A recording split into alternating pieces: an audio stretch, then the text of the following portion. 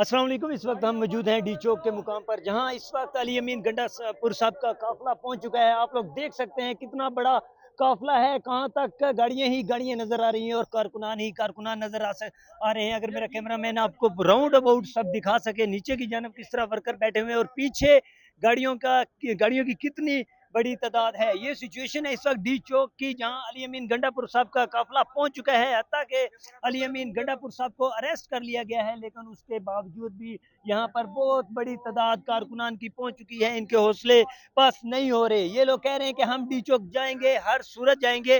अब अप्रोक्सीमेटली ये लोग डी चौक पहुंच चुके हैं। इस वक्त इनकी गाड़ियां डी चौक पहुंच चुकी हैं। ये सिचुएशन है इस वक्त यहाँ की, लेकिन सामने से अभी पुलिस की जानब से शेलिंग जारी है। ये मनाजर हम आपको दिखा रहे हैं डी चौक के मुकाम से, जहाँ पर सामने से शेलिंग की जा रही है। और ये सिचुएशन इस वक्त आप लोग देख सकते हैं किस तरह वर्कर्स यहाँ पर मौजूद हैं, आग लगा रहे हैं, अपनी सेफ्टी कर रहे हैं, पानी की बोतल्स तकसीम हो रही हैं और आग लगाकर ये आंसू गैस की जो शेलिंग है, शेल की जो वायरस होती है, उसे कम करने की कोशिश कर रहे हैं। ये मेरे अकब में देखें कहां तक ये काफिला मौजूद है और दोनों अतराफ पर मैं आपको, अगर मेरा कैमरामैन दिखा सके, ये मनाजर पीछे की जानब से आप देखें कितना बड़ा ये काफिला मौजूद है यहाँ पर। ये सिचुएशन है इस वक्त डी चौक के मुकाम की, जहाँ पर इस काफिले का परसों से इंतजार किया जा रहा था कि अली अमीन गंडापुर का काफिला यहाँ पर पहुंचेगा और बिल आखिर अली अमीन गंडापुर का काफिला पहुंचा। अली अमीन